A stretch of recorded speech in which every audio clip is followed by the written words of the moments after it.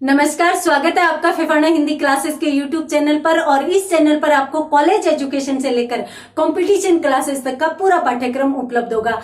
आइए बालकृष्ण भट्ट जी द्वारा रचित निबंध को आगे बढ़ाते हैं। तो इस क्लास में अपन बालकृष्ण भट्ट जी का निबंध पढ़ रहे थे, बालकृष्ण भट्ट। और भट्ट जी का निबंध कौन सा पढ़ रहे थे अपन? साहित्य जन समूह के हृदय का विकास है। ये निबंध अपन पढ़ रहे थे।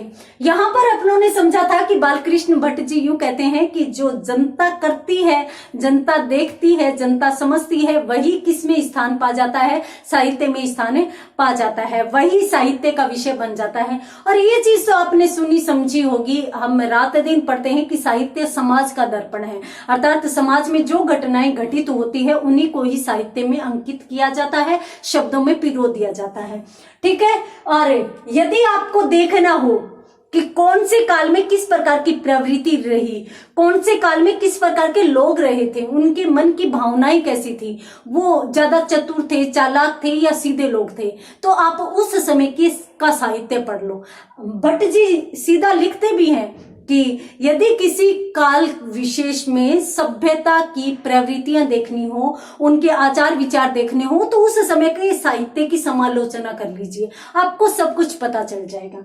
ठीक है। इसमें अपन पढ़ रहे थे कि हम आर्यों की संतान है, आर्यों की संतान है। और आर्य जब आए थे तो वो बहुत ही सीधे थे, शैशवावस्था में थे, और उन्होंने क्या किया था? सूर्य को अपना आराध्य मानते हुए पूजा करनी प्रारंभ कर दी थी, प्रकृति का गान करना प्रारंभ कर दिया था। और उन्होंने जैसे ही देखा कि श्यामल मेघमाला का मतलब काले काले बादल, और घने बादल, माला का मतलब होता है बहुत सारे बादल, जो जल से भरे हुए थे, जल नक्त श्यामल मेघमाला, तो जो जल से भरी हुई मेघमाला थी उसके उन्होंने दर्शन किए। और जैसे ही उन्होंने दर्शन किए तो वो मेघमाला बरसी, और जैसे ही बरसात हुई वैसे ही उन्हें ठंडक भी मिली, और साथ साथ उन्हें कुछ खाने के लिए फल फूल आदि प्राप्त हुए। तो उसके प्रति भी उन्होंने कृतज्ञता प्रकट करने के लिए और श्लोक लिख डाले, रच डाले। अर्थात प्रकृति के बहुत ज्यादा नजदीक थे और प्रकृति से जो भी मिला उसका उन्होंने धन्यवाद किया। सामान्यतः आप भी करिए, आपको जो भी कोई अच्छी सीख देता है, कोई भी अच्छी चीज देता है, तो आप उसका धन्यवाद कीजिए। और आदत ये भी बनाइए कि दूसरों को भी अच्छा दिया जाए। ठीक है। सामान्यतः यूं माना जाता है कि हमारे पास कोई कुछ लेने आता है तो हम वही चीज अपने पास से दे सकते हैं जो हमारे पास है। अब हमारे पास यदि अच्छा व्यवहार है तो हम अच्छा व्यवहार देंगे, यदि हमारे पास कोई गालियां ही पड़ी है तो हम गालियां देंगे। तो आप ये निश्चित कर लीजिए कि आपके पास है क्या और आपको किसी को देना क्या है। ठीक है। तो ये जल से भरी हुई मेघमाला थी, उसने बरसकर इनके विकास में सहयोग दिया, इनके जीवन को सुलभ बनाने का प्रयास किया। तो इसके प्रति भी इन्होंने कृतज्ञता प्रकट करने के लिए श्लोक लिखे। इसी प्रकार से इन्होंने यूं देखा कि वायु बहुत तेज चल रही है, हवा बहुत तेज चल रही है, और तेज हवा आपको पता है कि डरावनी होती है, और जैसे ही तेज हवा बहुत ज्यादा डरावनी बन जाती है तो उसको शांत करने के लिए भी इन्होंने श्लोक रच डाले, इन्होंने ऋचाएं लिख डाली। तो इस प्रकार से इनकी जो भी भावनाएं थी वो प्रकृति के प्रति अधिक थी। और अपन देखते हैं कि हमारे जो वेद हैं उनमें बिल्कुल सरल चित्रण है, बिल्कुल सरल मानसिकता से लिया गया या सादगी भरा चित्रण अपन देख सकते हैं जो बिल्कुल प्रकृति के नजदीक है। ठीक है। अब इन चीजों की तो इन्होंने आराधना की, तो इन्होंने किन चीजों की आराधना नहीं की, ये यदि अपन देखें तो देखिए, जिस प्रकार से मनु वह याज्ञवल्क्य ऋषि थे, उन्होंने समाज का विचार किया और समाज के संबंध में पूर्ण विश्लेषण करते हुए और उसकी धार्मिक उन्नति व अवनति को जानना चाहा। अवनति को जानना चाहा। इस उन्नति इस अवनति के फेर में ये कहीं भी नहीं पड़े। ठीक है, पहला उदाहरण तो ये देते हैं कि देखिए, ये मनु और याज्ञवल्क्य के जैसे बिल्कुल नहीं थे, या मनु व याज्ञवल्क्य में जिस चेतना का विकास हुआ और उस चेतना ने उन्हें समाज की उन्नति और अवनति के बारे में जानने का प्रयास शुरू किया, उसके बारे में भी इन्होंने बिल्कुल भी विचार नहीं किया। ये बिल्कुल सरल चित्रण में रहे थे। उसके बाद यदि अपन बात करें तो देखिए, कणाद और कपिल मुनि, ठीक है, कणाद और कपिल, ये दोनों भी जिस प्रकार का चित्रण कर रहे थे, जिस प्रकार का चित्रण, यानी इन्होंने भी समाज से संबंधित विभिन्न प्रकार का विश्लेषण किया था और जिस प्रकार से ये दार्शनिक विश्लेषण कर रहे थे, इस चीज से भी ये बहुत अलग थे। इनका भी इन्हें कोई मतलब नहीं था। यहां तक कि कालिदास और भवभूति जैसे विद्वानों ने, जिन्होंने प्रेम वल्लरियों का चित्रण किया, अर्थात विलास या विभ्रम विलास का जिस प्रकार से चित्रण किया, सीधी भाषा में यदि कहें तो जिस प्रकार से सौंदर्य चित्रण इन कवियों के द्वारा किया गया, उस सौंदर्य चित्रण से भी ये अछूते थे। इन्हें किसी भी चित्रण से, किसी भी प्रकार की बातों से कोई भी मतलब नहीं था। अर्थात ये सब चीजें बाद में आई, आर्यों के बाद में आई। आर्यों का चित्रण बिल्कुल साधारण था, बिल्कुल सीधे लोग थे ये। और उसके बाद मनु याज्ञवल्क्य के ऋषि आए, उन्होंने समाज की उन्नति अवनति के बारे में बात की। कणाद और कपिल ने दर्शन के बारे में बात की। कालिदास और भवभूति ने प्रेम की बात की। तो ये प्रेम से, सामाजिक उन्नति से, अवनति से और दर्शन से, इन सब चीजों से ये बहुत अलग थे। ये तो उस प्रकार की कोरी किताब थी जिस प्रकार से अपन एक खाली रजिस्टर लेकर आते हैं और उस पर अपन जो अंकित करते हैं वही अंकित होता जाता है। इस प्रकार से बिल्कुल सीधी। और फिर लेखक यूं कहते हैं कि ये उदार के प्रतीक थे, इनकी भावनाएं उदार थी, बिल्कुल सरल मानसिकता वाले थे। और एक बार तो ये उदाहरण देते हैं बालकृष्ण भट्ट कि ईसा मसीह जी स्वयं एक बार एक बालक को लेकर आए और बालक को अपनी गोद में बैठाया और अपनी गोद में बैठाकर और अपने जो भी भक्त थे, जो भी ईसा मसीह के धर्म को मानने वाले थे, उनके भक्त थे, उनके समर्थक थे, उन सबको उस बालक की ओर संकेत करते हुए कहा कि यदि तुम मुक्ति पाना चाहते हो, यदि तुम स्वर्ग पर राज करना चाहते हो, तो इस बालक के जैसा बन जाओ। तो लेखक कहते हैं कि जब ईसा मसीह ने एक बालक के जैसे बनने के लिए कहा कि यदि स्वर्ग पर राज करना है तो बालक जैसा बन जाओ, तो हमारे आर्य तो थे ही बालक। ये तो बालकों के समान बिल्कुल सीधे मन वाले थे, बिल्कुल सादगीपूर्ण जीवन जीने वाले थे। तो क्यों न हम भी ललकार कर कहें, हम भी पुकार कर कहें कि यदि तुम्हें स्वर्ग में राज करना है तो तुम इस प्रकार के उदारवादी बनो। हमारे पूर्वज जो आर्य थे उनके समान तो उदारवादी बनो, उनके समान सरल व्यवहार वाले बनो और उन्हीं के समान मानवता को अपनाओ। क्यों? क्योंकि उस समय राजनीतिक कुटिलता नहीं थी, राजनीतिक कुटिलता का कहीं भी आविर्भाव नहीं हुआ था, थी नहीं। वहां पर किसी भी प्रकार की कृत्रिमता नहीं थी।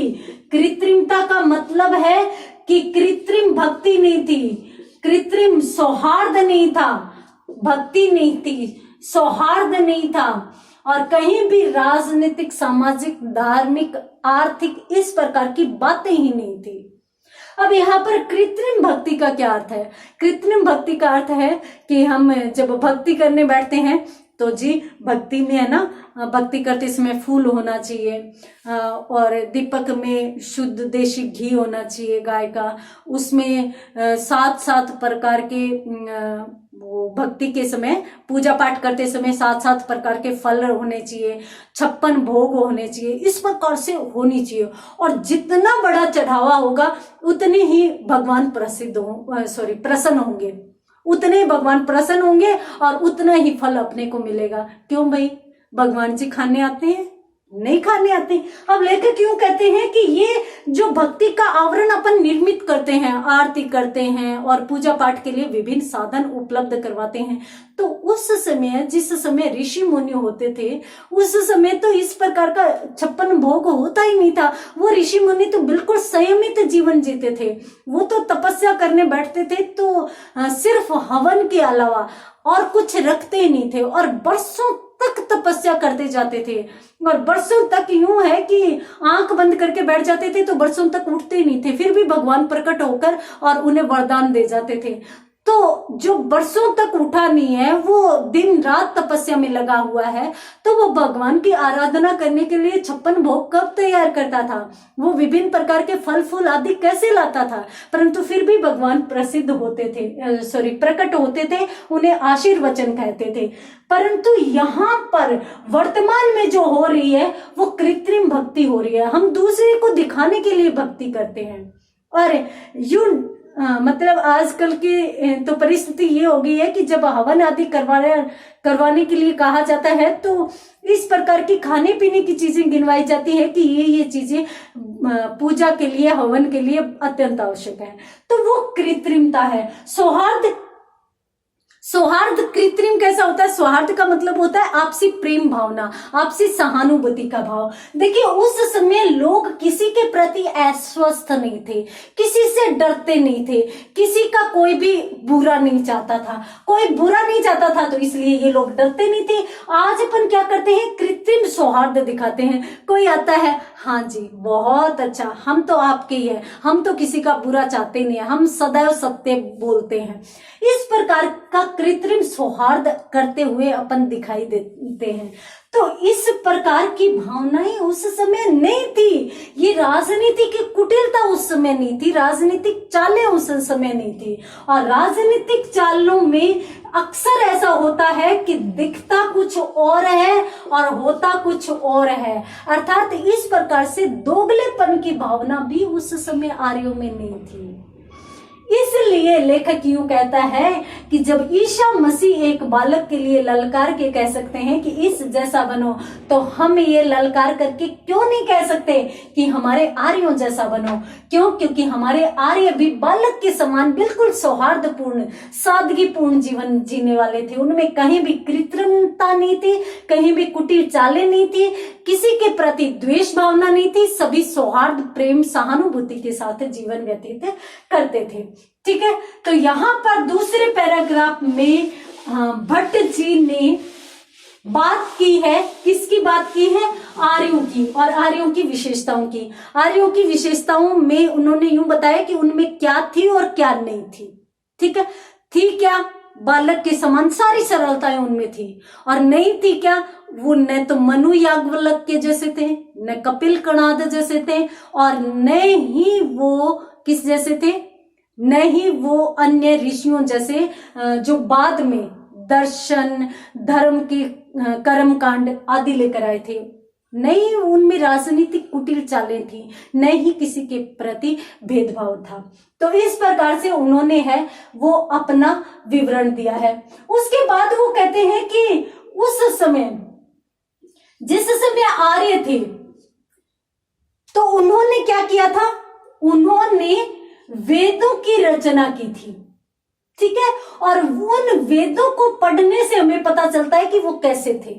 ठीक है, वेदों से ही पता चलता है, वेदों से ही हम जान सकते हैं कि वो न तो मनु याज्ञवल्क्य जैसे, न कपिल कणाद जैसे, न कालिदास भवभूति जैसे। उन काव्यों में जो जो परिस्थितियां, जो विशेषताएं मिलती है वो इनमें नहीं थी। और उसके बाद इनका विकास हुआ, यानी कुछ और बाहरी जातियां यहां पर आई। आर्यों की भी नई प्रजातियां उत्पन्न हुई, बाहरी अनेक प्रजातियां भी इनके पास आई। तब क्या हुआ? तब एक नवीन साहित्य ने जन्म लिया, और वो साहित्य आगे जाकर क्या कहलाया? उपनिषद कहलाया। और इस समय क्या हुआ? ये आर्यों का विकास है।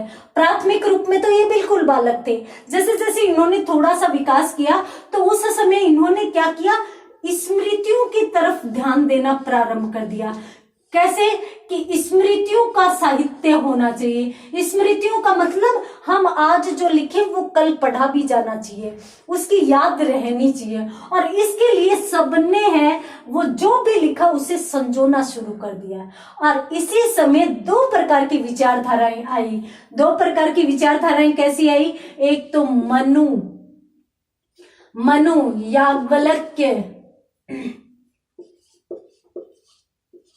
याज्ञवल्क्य, हारित, ये जो ऋषि थी उनकी परंपरा थी। ठीक है, इन्होंने क्या किया था? इन्होंने धार्मिक,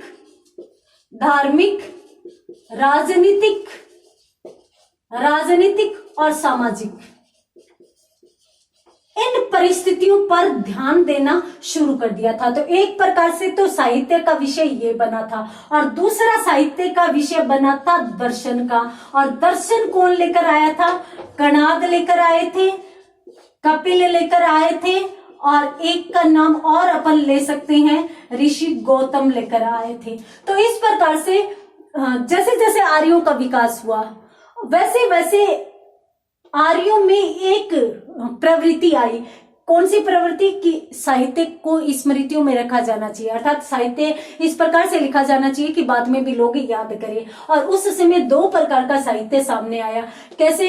एक तो इस प्रकार का, यानी इन्होंने जैसा लिखा वैसा साहित्य, धार्मिक, राजनीतिक और सामाजिकता से संबंधित, और दूसरा दर्शन से संबंधित। इस प्रकार का साहित्य सामने आने लगा और जिसे हमने नाम क्या दिया? हमने उपनिषद का नाम दिया। और उस समय थोड़ी सी भाषा में भी परिवर्तन आया। अब भाषा में क्या परिवर्तन आया? देखिए, भाषा मूलतः तो ये ही रही। कौन सी? वैदिक संस्कृत, या फिर अपन यूं मान सकते हैं वेदों की भाषा संस्कृत थी, तो अपन सिर्फ संस्कृत को मान सकते हैं। मूल तो संस्कृत ही रही, परंतु संस्कृत के दो खंड हो गए। कैसे?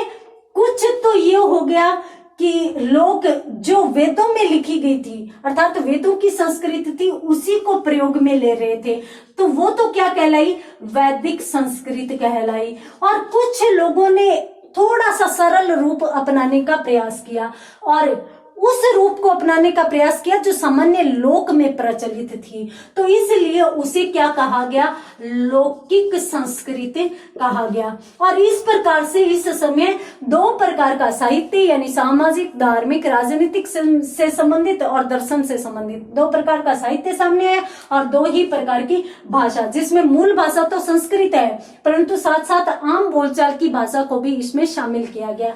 यदि अपन यहाँ की बात करें तो यहाँ पर आम बोलचाल की भाषा भी वैदिक संस्कृत ही थी, परंतु थोड़ा सा समय बदलने के बाद जैसे जैसे होता है ना कि हम तत्सम को तद्भव बना देते हैं, अर्थात धीरे धीरे हम किसी भी क्लिष्ट शब्द को सरल बनाने का प्रयास करते हैं, तो उसी प्रकार से यहाँ से भी यहाँ थोड़ा सा सरल बनाने का प्रयास किया और लौकिक संस्कृत आई और दो प्रकार की भाषा में साहित्य लिखा जाना शुरू हुआ। और वो साहित्य हमारे सामने किस रूप में आया? उपनिषदों के रूप में आया। और इसके बाद क्या हुआ?